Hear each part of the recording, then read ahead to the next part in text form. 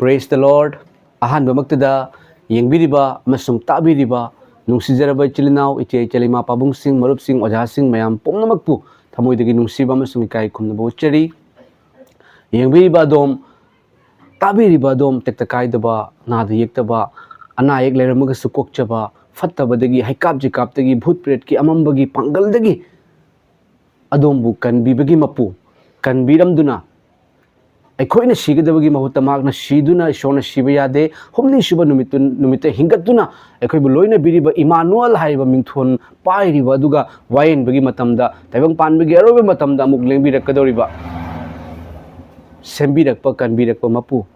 लोइना बिबा प्रभु जीसुगी मिंगदा Jesus Christ की मिंगलेंदा जीसु Christ की मिंगलेंदा इकाई कुमनजरी अदोमगी दमकता लैसेमबिउ मपुगी मफमदगी थौनिजरी थागचरी मैम मैम अना ममांग हंद खरनी ममांगी लेप्तना सेमजरप मदुदी अखोगी खुनगी अखोगी आसाम की कसार डिस्ट्रिक्ट की मनुंग चंद लेबा अखोगी बनतारापुर हाइरिबा खुन सिगी बांग्लातिला हाइरिबा मफमदा यामना वाजरबा युम बादुगी नुपीदुसु मकोक नुंगाइतरबा सोरोकते बेग पाइना चलबा मागी मपुरबदुसु अमु ज्ञान मेन तादरबा क्लास 9 तंबी मचानुपी अमसुंग क्लास 5 तंबा मचानुपा मखोगी हिंगबगी पुंसीदा यामना वाना सीखर सिरा हाइना भावदा मचा सिंगदुना हाइनरबा अदुगुमलो फैमिली दो ईश्वरना अइंगोंदा थाबिदुना मखोगी मतेंग पांगदेबा मखोगी युमदो मयाम पुरा सगाइरगा लेरमनी अदो ईश्वरगी थौजानदगी नुसिजरबा इचलनाव इचे इचलिमा पाबुंगसिंग अदोमगी मतेंगदगी मसी मपुंग फाना साबा लोइजरे मैम हाइरिबा वीडियो दो मैम दे यंगहनजरके अदुगा अइना मखोई फैमिली की मखोई लेरकी दमकतसु अइना प्रेयर तौजरमने मैम अहानबदा यंगबिउ अइना अहानबदा मखोगी युमदो हाना यंगबिरो हानगी युमदो अदुगा अखोइना साबदो मैम फोपना साबनी ख्वाइदगी लुबसे मैम बिल्डिंग नते ख्वाइदगी लुबसे इंथबदुनी हाइबा इंथबदो यीशु ख्रिस्टना इंथबगी हरफमसे महाकनेबा अइना नेखोइदा इंथब पी तैबंग पाना पीबगुमना पीब नते मैम बिल्डिंग की मथोन की कार की दलाल की फुरा की इंथब नते अदुदि ngahak lerega loy adubu mapal naidana ingthaba taibang pana pibagumna piba nate ingthaba thanam khrabani haiba ingthaba duni mayamda mayamgi mateng dagi haiba family dugi mathakta thamjaram base ahan badu yengbiu aduga masigi matungda ai karigumba kharadam phongdok serake mayam masigi wapaw se adumna share to bok kaubiganu chanbiduna adumna thajaba punamakta yohanbiu adom share to bi matungda karigumba aluba kharadang wai kharadang phongdok serake haiba family do meko Jesu Christ bo suki matik meko na thajaba thabak yaurakpagi maramna Jesu Christ da magi machanupa magi machanupi meko gi family sing thangnaba mi sing na su Jesu Christ bo thajai haiba khurami haiba Holy Bible pare haiba lakhre me Praise the Lord yengbiu matung dai kharadang phongdok sarake me amda thamjarake thagachari Prabhu Jesu gi mingda amen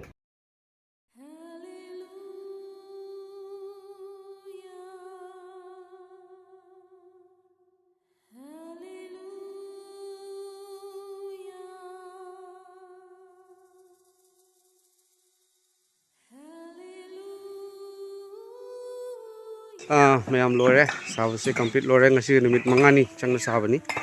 ma'am dam tung jeng jerke sa khong se pale manung se hairap tung jeng jerke sini rim se anagi area du yam chauna sa sadok pani to poche se me koi sin ga da khara wali ma'am aduga famung se su ma'am hanagi khara tek podo mistri kauraga fazana panjalale sini ma'am sunu su room ma taptok pire ma'am से फजना मागी फगलांग सिगा होगी लेबा का संथि का तौरगा तैगी बद ma'am याम फजरनी याम सु Chaware area से चाक फोंदि के मैम से सेंगलक पद गारी बनी मसिगा निमित पुन्ना निमित मंगानी से चंगना मैम सेमन बनी प्रेज द लॉर्ड ईश्वर के थौजालनी मैम सोने सेमन बिरे सिनी मैम प्रेज द लॉर्ड सोदे ले मुसु कोई साइड ले अहनबदा होली बाइबल दगी सोरी वाही पाठकसरके मैम ताबिउ लांगतकनबा अमसुंग ईश्वर दा थाजबा हाय यावको मरम अदुना अइना नेखोइदा हाइरिबनी नेखोइना हयेंगी दमक करी चागनी करी थकनी अमसुंग नेखोइगी हकचांगी दमक करी सकनी हाइदुना लांगतकनगनु थवाइना चिंजाकतगी अमसुंग हकचांगना फिजेतगी हेंद्रा अत्यागी उचेक सिंगु येंगु मेखोइना मरुसु हुंदे खावसु खावदे अदुगा कोतसु पैसिंदे अमसुंग नैखोइगी सर्गद लेबर नपान मैखोइबु पिजबी नैखोइदी मैखोइदगी थोइदोक हेंदोक नत्रा अदुगा नैखोइ कनाना लांगतकनदुना मागी पुनसिबु खुदुप अमा हेंगत हनबा ngambage अदुगा फिजेट की दमक करिगी लांगतकनरिबनो लबुक्ता हौरिबा थारोना करमना हौबगे मुन्ना वाखल तौ नैखोइना मैखोइना नोमसु नोमदे लंगसु नाइदे अदुबु अइना नैखोइदा हाइरी सोलोमोन मकनसु मागी मतिक मंगान पुमनमक्तगी नैखोइ अदुगुमना मैखोइगी मरक्तगी फिजेट लैतेंखिदे तौइगुमसु ngasi हौरिबा हयेंगदी लैरंगदा थाजिलगदबा लबुकी नापी सिंबु ईश्वरना असुक निंगथीना थोनबीरबदी हे थाज फातबसा इबुंगोना नैखोइदा थोइदोक हेंदोकना फी थोनबीरोइद्रा मरमदुना अखोइना करी चागनी करी थक्कनी नत्रगा करी सेटकनी हाइदुना लांगतकनगनु मरमदी अतोप जातसिंगना पुमनमक असि थी मरमदी नैखोइगी सर्गगी नपाना पोट पुमनमक असि नैखोइदा काने हाइब खंगबी तौइगुमबसुंग नैखोइना हानबदा इबुंगो महाकी लेबाक अमसुंग इबुंगो महाकी अचुंबदु थिउ अदुगा पोट पुमनमक नैखोइदा हपचिनबिगनी पाथोख्रब ईश्वरगी वाहैना ताजख्रब पुनमकी मथक्ते हेन हेन लोइना बिबोर प्रभु जीसुगी में मैं अमित सलोको आई हजर थागचरी पा ईश्वर लेशेम बिबा सरगा मालेम तेबंग पाल मरो लोहुंबु सेम बिबा इपा ईश्वर थागचरी अब्राहम की आइजाक की याकूब की ईश्वर इस्राएल की ईश्वर तेबंग पान मी पोमनमकी हौरकफम बोइरिबा हे लेशेम बिबा सरगना फंबा लोइरगा तेबंग पान खोंगनेट ओइबिरिबा इपा ईश्वर अहिंगबा अइखोगा लोइनबा इपा ईश्वर हाकु थागचरी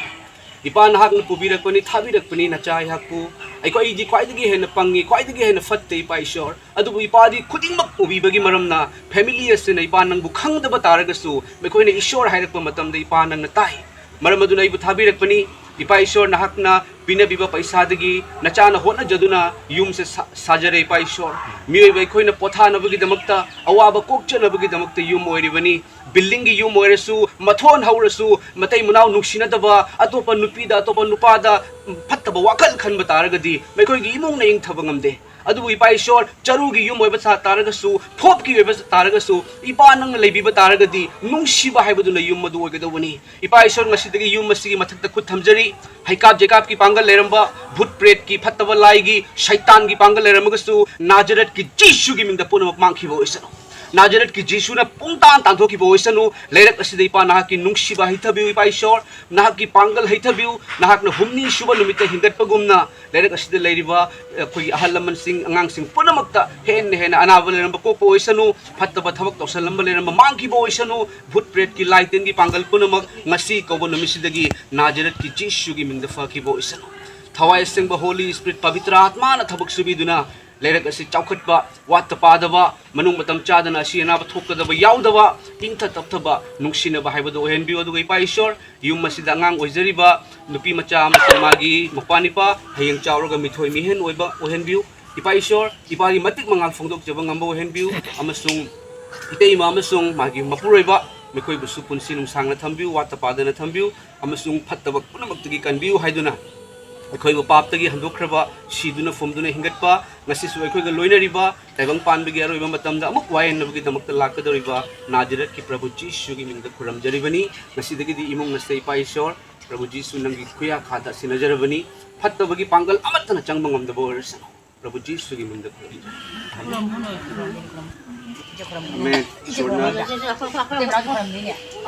पुनः सुपी वर्षनु को यार नंगी दगी खरक सुनो ये वाटर को नाउ लाओ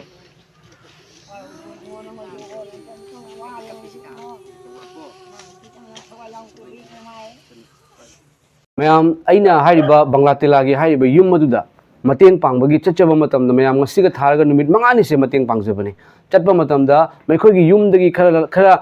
लापतकना मैम दुकान अमक उई सोरक मताइदनी फीन खल्लगा यामना मवंग सादना फम्मी अदुगा आइगी वखन से हंगे हंगे हैबगी वखल से हंगसिरा हंगसिरा हैना याम कन्न फावबने गाड़ी से लेपगा आइगी स्कूटी से लेपगा हाइबा इबोक तुदा इबोक ओइनी मैम याम अहन ओरबा नुपी अमा अमसु मागी ममांगदा नुपी मचा अमसु फमगा लेरमे इबोक तुदा हंगबा मतमददी हाइबा इबोक अदु यामना वाजबा इमुंग ओइरगा लेरमे मागी मसु नुपा अनी मसु अनी ने है नुपी अमगा नुपा अमगा हाइबा मसु नुपी अदो lyric तंबा ngamdabagi maramna chai ama drop tawi haduna haibirei amasung ibok duna mingon dagi bikhani badi nira sabadi yadabanina ai ngamnaba hotnajabani haiduna bora khara yolami mayam amasung aina hangjaba matamda iboki mateng aina ngonda pangningbugi mateng pangningbugi apambase ipa ishorna faun birakpani amasung soidana su pangbang ngamngani maramdi ipa ishorna aigi nungsiba ichilnaw iche chalima papung kaya kaya thambiri kaya su pirakani ekoi awaba singda mateng pangnaba aduga Jesu Christa kanano haibase ekoina khanganbagi damakta mayam yam nungsi ibok aduda ai mateng pangba haugadori mayam adom singi amukasu hanna ishorna adom singi mathau tari adom singi mathau tari mayam handaki iboki yumsida aikoina mateng pangduna mayamna khainaduna mateng pangba ngamkibagum haiba ibokse magi masunupa magi masunupi magi imungda su ishorgi blessing laknabagi damakta mayam ekoi mateng pangmina si amasung haiba iboktuna ma ngari gi dukan su famningi hai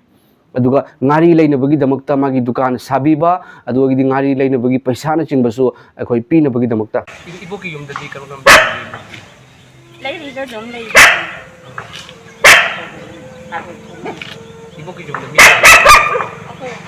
ka jango sana aku yang kunten aku mai se dua ni vậy lấy ra đi ba mà lấy betul matu manasa rồi aku yang tu jiri tu selung tarakte tarik isu dah aidi ibo gi paisa tanbagi se nam kai mai ke kanam nam lagi ada mata lagi dana सरकार lagi mati mata tu ai lagi hangji ibo ina tawriba phina khanbasu ubada yam nungsiba koibo kari du taw ni hingdabadi yade ma kana tammi ba school tammi ko class kya tammi si school loi dore si tapa hujik te leram ipu duna chahi ama taw daga thaudre le hai chum chahi paisa lupa gi mong sa daba ibok ki jum dane ibok ina hujik kari pami engonda haibu ina ngamaga di mateng pangbagi kari pam kari tauni idai bakta leiri sini nam somai ta ngamaga sura cari hoi aina ne do aina ibok ta kari khara pining ba da ibok na kari pamge ibok na school mai na khalaga haibu ko bo kana sunna ti na lai ni ibu sumi asi dukanam tawi tek hakot pa sungam te ma kan to wa sungam te asi tegi dum jang hai sama do da adum khaja bata cari adu kanteni ching nung ka phangdro sakar degi karim pangti kari gi noi bo he khaji ai gi moina ration card me sendi ya adu ration card semba do khaji ai ni lok thok ngam te lupa lising taruk yo hai ada jadi ai lok ngam da ni na khaji sembi mi ni chai he adu ni adu je ai phang da ba ka chamana phangda bo chamana ai lok ngam ni ma ta je ba na je ba adu ai karama du ta lok ngam do ngam da ni na ma cha jadi ai ni bo ma ibok tane ai mating khara pangge ibok ko pangge aduga ibok kisi ki dukan se saba pam rai bokna dukan se sadu ni sabin ko suna ta juga laka jiga tawraga wana tawna wana tawna correction na saba aduga ai na kanna na kari kitang ta dupa na wai dara da kuwa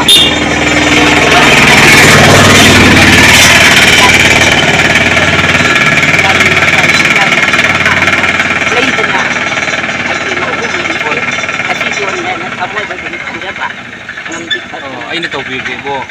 aigonda thamoda namusi pawi iboki dukan se saraga ibok na thamningi ba ngari nu thamingra ngari na dai kari kra se ai di khra ka boy tham monang kadwai na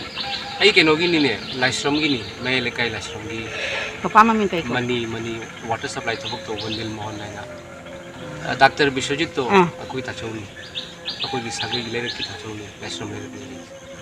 ai khangdo maming udi u gre kai no ni na ai kheti la kai ni bangla tila da yum mama ka इतै मम खक bag जालगा मकोक नुहाय तब मकोक चतपदो नाखोने तावने आइगी खुनिन आइगी नुपानो मथों चादेने चत नुसी आई आइगे दु इके तोन दंग थाले चत ने आइगी जुमदो मथों चा छगा हाइबने लोय होय होय हुजी नंग थाले दगा जुम आइगी जुमदो lam hui chang ba yaran ai ya nang nu sin hai ai tu tang mateng tau du होय होय के तौ गे ने nati ai na ya nang ura ga ne ai na nang na haja ba gi tu nati ai gi du ne sin hai bra ji ji ja la su ne ne hu ji ja ai gi proof to pi chau si la haji ai son da ne jum ma sali mo gi ne mana makok ngai ai tai ma gi ne ju je to ji ji ga ham ta mai tra ma phi bam da ji ne ji bo moi se jum se lo ra ni ni hu si ga lo ra ga ibo gi se pai ra ge ko ibo gi se pai ra ge bak sun ba mi ani hom ta hon laga nong ma da dum loi ni di poche hapna hap chen na ba gi du di paisa doi nei bok ta pi ra su traga ko na law ra su ka su kai de na oi ang de ibu ngoi gi dharman ni hoi hoi bo aina ko ni tau ko mateng kan na pa nge bu ji se sarkar dagi na te ko na dum paisa khai ti khai ja ra ga tau bu mo ai cha ni bora bori kha chau smai tau ge bok se si chau si cha ba cha bu ni te tau de tia ibo isi ga dukan dagi ne mobile dagi paisa thar ga lokthok pa ja ba gi dukan no khang bra leibra lei paisa ka pa lei karam lo se si jum sa si jum jin na kan dukan tang ga em tang lak ke koi ibok si gi me dukan gi bora se lobi ra ge duka ibok ki dukan se me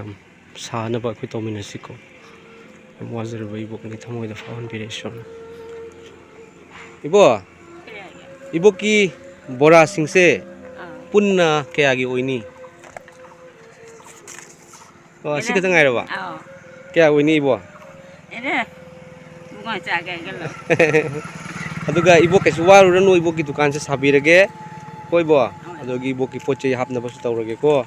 akoina tawjari se ibo ishu iman mateng aju pang leri ai matam sag kana kin mateng phangde ibo ishorna khoi da tharak ko ibo ibo ke wa ba se u bade si gar bani kana si gi bang ite ima jang wa ne leri ne Risu ai gi iram matem nei mi gi chani changai de leri mi nei ngon kyam thi ngang adu ida ba kinai khang hoi ibo ke sumwa ro hujik te khoi lai ibo ke wa ba do ishorna ui ibo duna ni nang na ngang ido iman ne pi dre ai thamoi che pin ne adu nang ngang bi mi to nei leite ibo sama de mai na habi na ba mi che amata lai kiti mani adikanda ibo ke awa puna mako ni hujikti ibo ki isu gisu bem wanu ko kakawai lai kakawai na mating pangani ko nang like su pen tamu heng chawra ga ne chau ba thabak sang na ba nang like tam bagi su paisa ka na mathau tar de pira kani ibo kamra angang sing si like tam bagi paisa wala su aina pira kani ibo asi ke se ibo jo ma puna ma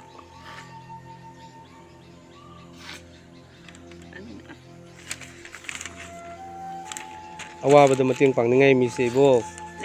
leite bani leite adikanda imit ina degi ngami makai am thak to lo ga chage ai ba mi wen ngakani mani aduna upai lite mi ngoni ni na cha ba ti mi na try nang adu kali do kar mai ni na cha kar mai ni chan aduna ni dei charu pu dai na yam phai bo hoi yam phai bo na tawjari se no mi phai bo ishorna ui bo ke awa ba se aduni ishorna uraga udra na udre karma makti lala roi mani chali mi ari to upai lite buona dua hari tu ibu kita mau jadi yang kiri mana hari ni kan gitu lite tapi orang bandar kan saya ngono sikit macam tu hoi ibu khoi lại paros na ibu se ibu lupa chongwa se paisel lo pai ibu ne na pijari mi ko koi jam jang na su la ni ibu ki dukan su sabirani jadi ibu ki mathau ta ba dukan da changa da pot puna mak su hapsin birani ko ibu ibu na da yekanu ibu si nung sang na leibiu Mani aduna aisu ibungan tawbiri sige hen na sakot pa. Hoi bo. Kasi ay mapuda. Ni jagan. Hoi bo. Nusi ibo ki isu khoi me am le. Sumwa waru ran ko ibo. Noi mana. Nungai dana dai phadana kanano nungai ka. Si atom nam dam ating tawba ai si. Mani bo. Thakta uri ba mapusina chu uri. Uri bani bo uri bani. Noi na uri. Aina lakpada ne. Mogi yum san ba chatpada ibok se uraga ne. Ai thamoi se kenom tawwe ba. Ngasi dim tang lepag hangage aina. Punamak se ishor na tawhali mi bo. Ibok ke awa do ishor no wi. Pare ibok khoi ne. Moi yum se saloi baga ibok ida lani. Yum da laga to bi ke ko. Bem. Na di ko ko. Like pa pau. Ibok magi like tamba da su paisa mat pa mathau taradi aina tawni. Tambai bo. Aina hai se ai tawdoi ni kama bem. Pare chalo ge ibok du dia mo. Pare jam nusi bem. Ibok adugi magi dukan da mana yonjaning liba ngari bu oiro ate punamak se ekoi thajaraba Jisu Christ gi macha ekhoina ibok tu na khanjariba asa do ekoi thungan minasi Jisu Christ ipa gi minglenda aduga ngamhan ga dawri base Jisu Christ ipa na ngaman bi ga dawri bani mayam ibok tu na kapakpa ubada isu kapkhibani mayam ipa gi thogol se loiba natri mayam taibang maliam da ipa kanano khangdaba Jisu kanano khangdaba mioi mayam am leiri adubu haiba singdu gi damakta ekoi gi ipa Jisu Christ na shikhi amasung hingat khibani mase ekoi da ipa na sinebire mayam ekoi ipa gi thogol tawminasi Jisu Christ bu mina fatana lana khalibase shaitan tawriba thorang se Jisu Christ na namthabibani Jisu Christ kanano madi jati punamak pu kanbiba jati punamak kin punamak bunung shiba punamak ki damakta shiduna phumduna hingatpa lengbi rakadoriba mahak thajudaba mak yadraba lambi achumba amasung hingba oiriba mahak natana heaven hariba ishorgi le mafam yaudaba hariba Jisu kanano habase ekhoina thajaba amasung thabak kalunena ekhoi utminasi amasung ai matungda amuka hanna mayam aigi GPay number ai mayam da hapcharamge amasung ekhoina ibok akhoi itei madugi yum sabibagumna ibok adugi dukan amasung magi changgadaba poche punamak su ekhoi hapchin minase soidana ngamgani haina so ai khalli maramdi phawon birakli base ipa ishor Jisu Christ nani